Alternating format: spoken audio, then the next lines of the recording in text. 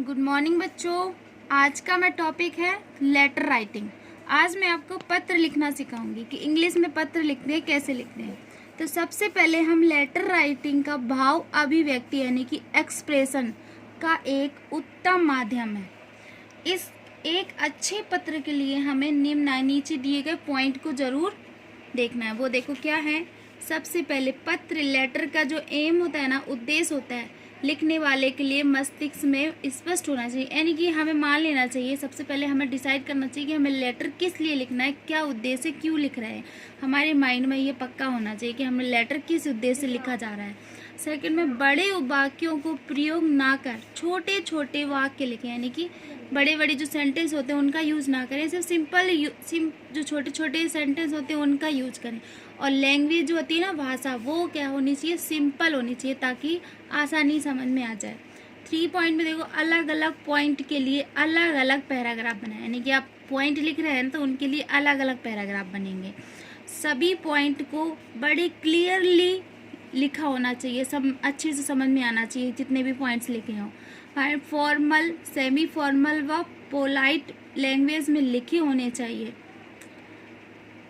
आप ही क्यों ना कर रहे हो, चाहे आप ही क्यों ना कर रहे हो, लेकिन इसकी जो है, बल्कि जो लैंग्वेज होती है वो एकदम नम्र होनी है, प्यार से, प्यार की लैंग्वेज होनी चाहिए, ठीक है, पोलाइट, नम्रता से। इमोशनल ना बने, उसमें क्या, लेटर में इमोशनल ना बने।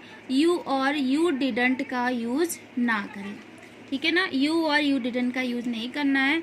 और लेखन को यथासंभव सुंदर, यानी कि जो आपकी राइटिंग है ना वो सुंदर होनी चाहिए।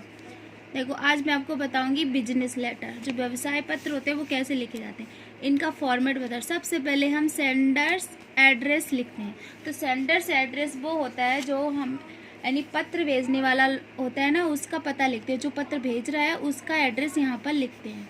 फिर हम डेट डाल देंगे, फिर लेटर नंबर डालेंगे, रेफरेंस नंबर डालेंगे, या कोई भी जो अगर लेटर नंबर या मतलब पत्र लिखने वाला व्यापारिक प्रतिष्ठान, उसमें जो नंबर होता है ना लेटर का और पत्र का, वो डालते हैं हम। नेक्स्ट में देखो डेजिनेशन, यानी पत्र का नाम, जो डेजिनेशन क्या होता है, पद, किस पद पर है और क्या नाम है, पूरा डालना है आपको। एड्रेस भी डालना है उसमें।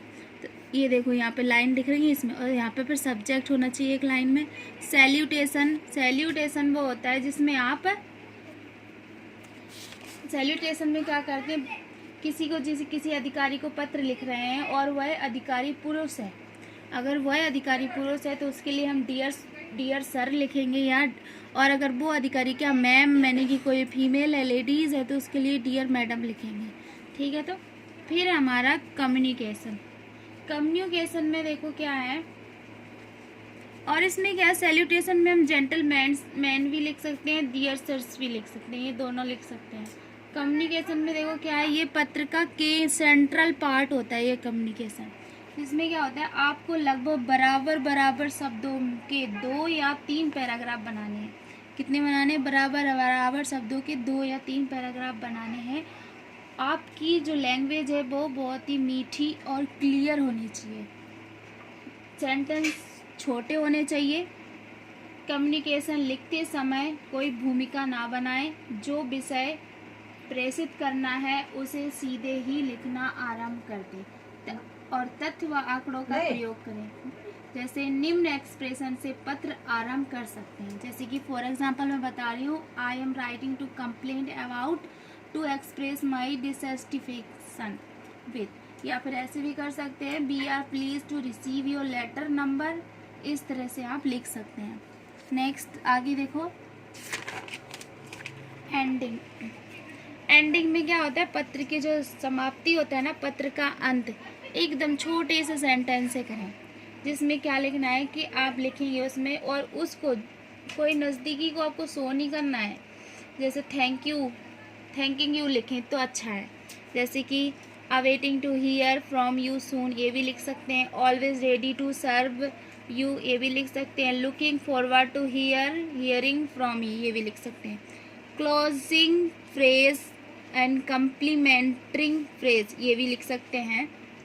तो क्लोजिंग फ्रेज में देखो क्या होता है कि इसमें अधिकतर योर्स फेथफुली का यूज करते हैं। जो क्लोजिंग फ्रेम लास्ट में जब लिखते हैं ना, योर्स फेथफुली लिख सकते हैं हम यहाँ पे, या योर्स सिंसियरली भी लिख सकते हैं।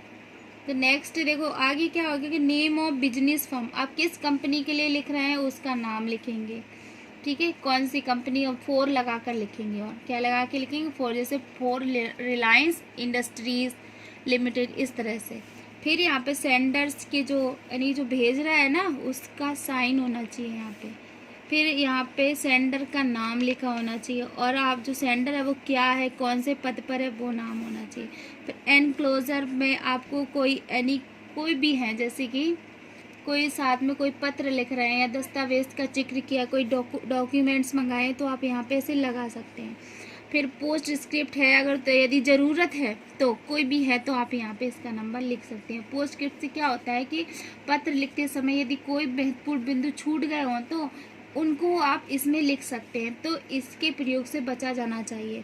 ऐसा मत, ज़रूरी नहीं कि आप हमें इसको करें, बल्कि ऐसा करेंगे आप लेटर में सब कुछ लिख दें, बाद में आपका कुछ ना बचे। अगर बाय द वे बच जाता है तब आप इसका यूज कर सकते हैं, ना अन्यथा आप इसके प्रयोग से बचें, ठीक है। तो ये हमारा बिजनेस लेटर का फॉर्मेट था, तो आप अच्छे से देखो समझ गए होंगे। अब मैं आपको नेक्स्ट वीडियो में आपको बिजनेस लेटर लिख कर बताऊंगी किस तरह से करना है, ठीक है। एक बार इसे आप अच्छे से रिवाइज कर लेना तो आपको समझ में आ जाएगा। ये 12th क्लास के लिए है, ठीक है। Thank you and have a nice day.